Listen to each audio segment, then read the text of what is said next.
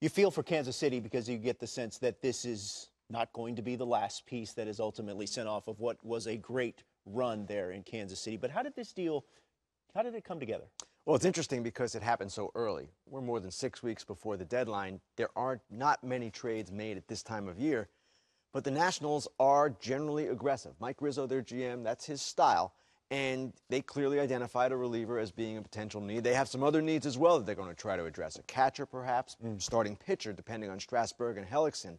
But they went out there and they determined that they wanted to do this before the market got hot. Now, people were saying on Twitter last night, all the prospect experts on Twitter, oh, the Royals got nothing. Not true, first of all. They got the 10th and 11th prospects from the Nationals, according to MLBpipeline.com. That's Gutierrez and Perkins.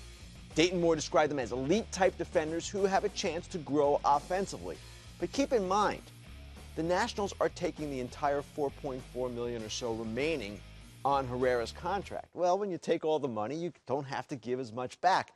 And it's interesting, this is the third straight year the Nationals have taken on a reliever or relievers and taken a lot of money back. If you go back to Melanson, Doolittle and Matson last year, and now Herrera.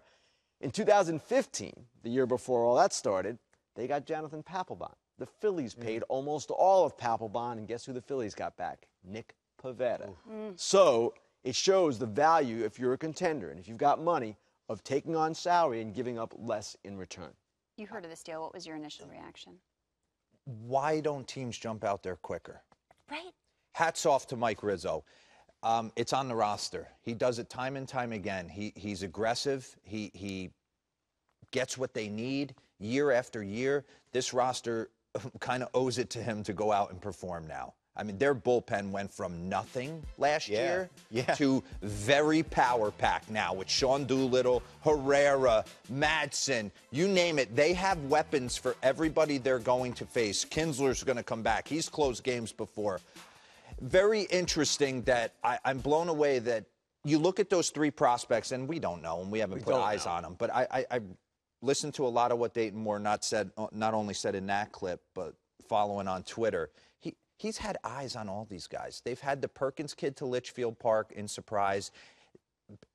Dayton Moore drafted me. He's big on a high-character guy and putting high-character guys in his organization and building a family atmosphere. I don't think he's going to whiff on these three guys. Yeah. I think they got a good feel that these two out of these three are going to potentially play in the big leagues for him. Now, one caveat here. Let's go back to last September. Kelvin Herrera had a mild forearm strain. And you can see here what was going on. He missed some time, missed 5 days. He was shaking his arm and was shut down, came back, had 5 fairly rocky outings, and then after that was good the rest of the way. Good for the next 6, and everything seemed fine, came into the season fine.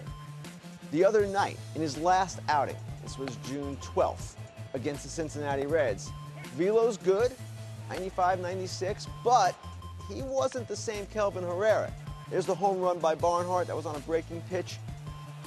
Also, in this game, for the first time this season, Kelvin Herrera, who had been flawless, 2 walks. There's one to Votto. There was another one as well. The velo fluctuated, and at one point, the athletic trainer came out to talk to him, see what was going on.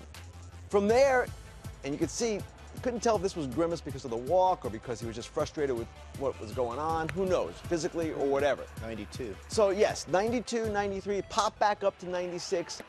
Somebody from another club pointed all this out to me this morning. That's the only reason I know it. And no one is saying or suggesting that Dayton Moore traded damaged goods. No one is suggesting the Nationals acquired damaged goods. But if you're the Royals, you go back to last September, you remember the forearm strain. You see what happened the other night. Relievers are volatile. Those were his first 2 walks of the year. He's been so good. If you're the Royals, maybe you're motivated to do this sooner rather than later because of the risk of keeping Herrera. Now, keep in mind, extensive medicals were done. This is not a situation where the Nationals were flying blind. They know exactly what's going on. Both teams do. But it's just something to keep in mind because it kind of was interesting in terms of the timing. And maybe the Royals just said, you know what? This is risky. Performance could go down. It can't be much better. Health, you never know. And it might have influenced what happened here. And I think also that Washington jumped out there early and quick because, hey, newsflash, Atlanta Braves are good. And not guess going what? away. The Atlanta Braves could have used Herrera too.